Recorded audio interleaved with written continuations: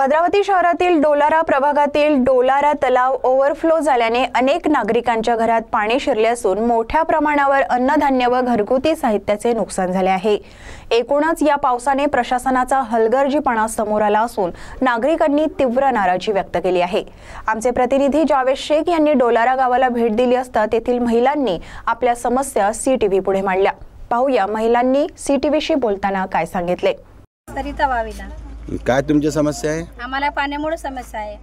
पाण्यामुळे लोकांच्या घरात पाणी येते, गंदगी होते, सगळी मच्छर होतात, तरी पण लोक त्या पाण्यातून येणं जाणं करतात, राहतात। नालीचा सोय नाही, रोडाचा सोय नाही बरोबर, आम्हाला कशाची सोय पण करून देत नाही। पाणी काढा म्हणलं तर नगर परिषद तहसील नाही म्हणतात, मग आम्ही कोणाला जाऊन विचारायचं पाणी काढून द्या म्हणून। तलावाचा आता 20-25 वर्ष होतं, तलावाचं खोलीकरण नाही करून दिलं ना, साफसफाई करून दिलं, तरी लोक राहतात तिथं, कोणी लोक लक्ष देत नाही आमच्याकडे।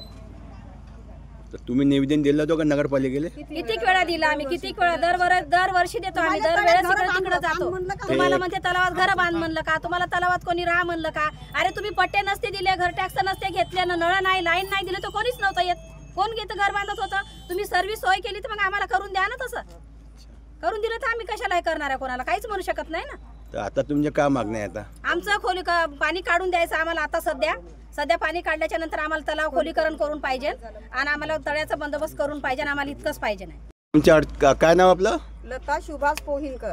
काय तुमची अडचणी आहे? अडचणी पाण्याची अडचणी आहे आम्हाला, नाही का एक बी याचे वार्ड मेंबर नाही का। आम्ही किती वेळ म्हणतो, प्रतिमा धानूरकरली सुद्धा म्हणलं का आम्हाला दिवाल बांधून देवा, फक्त हो म्हणते ना, आम्हाला काही दिवाल बांधून देत नाही आहे, नाही खोली करून देत आहे आम्हाला। जेव्हा देवतळे साहेब निवडून होते ना, तेव्हा हे आम्हाला रोड बनवून दिला। तेव्हा ते आमच्या एरियामध्ये कोणी येत नाही, आमच्या डोलाऱ्यामध्ये कोणी येत नाही ना, आमची काही व्यवस्था करत नाही।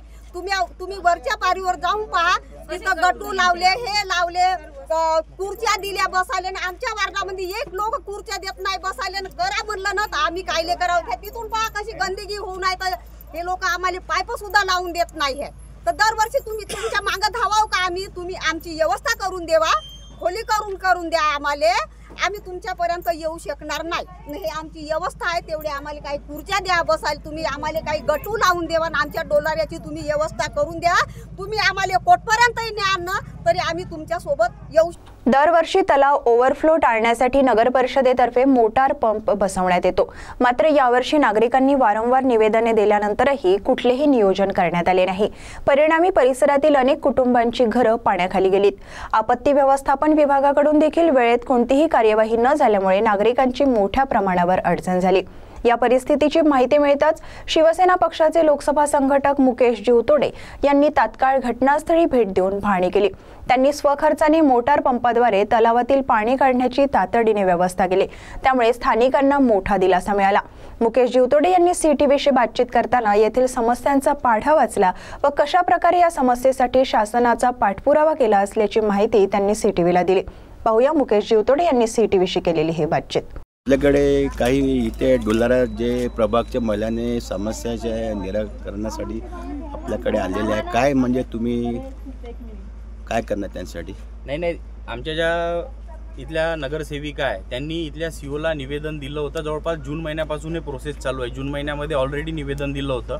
दरवर्षी इथं असं होत होतं की म्हणजे अगोदरच इथं पंपची व्यवस्था केल्या जात होती आणि नगरपालिके थ्रू डिझेल देऊन इथलं पाणी सातत्याने जो पाण्याचा निचरा आहे, जो ओव्हरफ्लो होत होता, ते काढण्याचं काम इथून होत होतं। परंतु यावेळेच्या ज्या सीओ मॅडम आहे, शेळकी मॅडम, त्यांनी अतिशय म्हणजे चुकीच्या पद्धतीने इथल्या नागरिकांना उत्तर दिलं की आम्ही सांगितलं का तुम्हाला इथं अतिक्रमण करायला, आम्ही सांगितलं का तुम्हाला इथं राहायला। अरे आपल्या महाराष्ट्रामध्ये ज्या सरकारचं आज राज्य आहे, त्यांनी प्रत्येकाला बेघर लोकांना घर देण्याचं एकीकडे आश्वासन दिलं आहे, आणि जर तुम्ही इथं राहत्या लोकांना जर अशा पद्धतीचे उत्तर देत असाल तर हे अतिशय चुकीचं आहे। जेव्हा सर्वसामान्य लोकांचे जेव्हा इथं म्हणजे प्रश्न उभे राहतात तेव्हा तुम्ही आम्हाला नियम कानून कायदे सांगतात, ते अतिशय चुकीच्या पद्धतीने आहे। आणि कुठेतरी दुजाभाव इथं करण्यात येऊन राहिला आहे की फक्त आमदारांनी सांगितलेले कामं करायचे, खासदारांनी सांगितलेले कामं करायचे आणि गोरगरीब जनतेचं जे नुकसान होऊन राहिलं आहे। आज बघा ना, इतके सारे महिला आहे, आज जर तुमच्या घरामध्ये साधं जर थोडं गार्डन झालं तर आपण 4 वेळा ते पुसतो आणि यांच्या राहत्या घरामध्ये 1.5 2 फूट पाणी घुसून राहिलं तर त्या गोरगरीब जनतेला काय वाटून राहिलं असणार. आणि हे जे सीओ मॅडम आणि तहसीलदार साहेबांनी जे उत्तर दिलं आहे ते अतिशय चुकीच्या पद्धतीचं उत्तर दिलं आहे. आज याची सगळ्यांची तक्रार आम्ही रीतसर कलेक्टर साहेबांकडे करणार आहोत आणि याच्यामध्ये जर हे प्रशासकीय अधिकारी चुकीचे ठरले तर यांना तत्काळ इथून निलंबित करा. या अशा म्हणजे प्रशासकीय अधिकाऱ्याची काही जाणीव म्हणजे इथं गरज नाही आहे, ज्यांची सर्वसामान्य लोकांना म्हणजे कदर नाही आहे. ही मागणी आम्ही सर्वसामान्य लोकांकडून कलेक्टर साहेबांना करणार आहोत. नागरिकांनी प्रशासनावर रोष व्यक्त करताना जीवतोडे यांचे आभार मानले. यावेळी जीवतोडे यांनी तहसीलदारांना तातडीने सूचित करून नुकसानग्रस्तांना मदत देण्याची मागणी केली. तसेच या गंभीर घटनेत हलगर्जीपणा केलेल्या अधिकाऱ्यांवर कारवाई करण्यात यावी अशी मागणीही त्यांनी केली आहे. पाहूया मुकेश जीवतोडे यांनी आक्रमक होत तहसीलदार कार्यालयात तहसीलदारांशी साधलेला हा संवाद. कलेक्टर साहेबाला सीओ मॅडमला ना आपल्या डिपार्टमेंटला, ठीक आहे का, असा प्रॉब्लेम दरवर्षी होते आणि त्याच्यामध्ये दरवेळेस एकटा पंप देत होतं आणि नगरपालिका डिझेलची व्यवस्था करून देत होतं, ठीक आहे. त्याच्यानंतर आपण एवढ्या दिवसापासून पाठपुरावा करत होतो. आम्ही आमच्या लेवलवर कमीत कमी 70 ते 80 जणांच्या घरामध्ये पाणी घुसलं आणि त्या लोकांना घरचं सामान काढून दुसऱ्याच्या घरामध्ये जायला लागलं किरायाने. बरोबर, आपला फोन ठीक आहे, ऐकून घ्या. दुसरी गोष्ट, एकीकडे शासन म्हणत आहे का बेघर लोकांना आम्ही घर देऊ आणि सीओ मॅडम म्हणत आहे का तुम्हाला मीनं सांगितलं का त्याचं अतिक्रमण करायसाठी. मग ते जर अतिक्रमण करणारे लोक आहे तर तुम्ही काय त्याच्याकडून टॅक्स घेऊन राहिले, कशाला द्यायले तुम्ही रोडची व्यवस्था करून दिली, कशाला तुम्ही पाण्याचा टॅक्स घेऊन राहिले त्यांच्याकडून. का आपलं काम काय आहे शासनाचं का ज्या लोकांना घर नाही त्या लोकांना आपण घराची व्यवस्था करून देऊन राहिलो, बरोबर.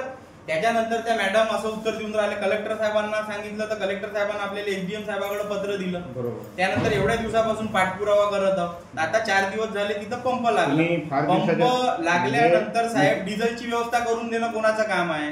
नगर परिषदचं काम आहे. नगर परिषद भरून देतात. आता हे आमचे प्रतिनिधी जावेद शेख यांची रिपोर्ट.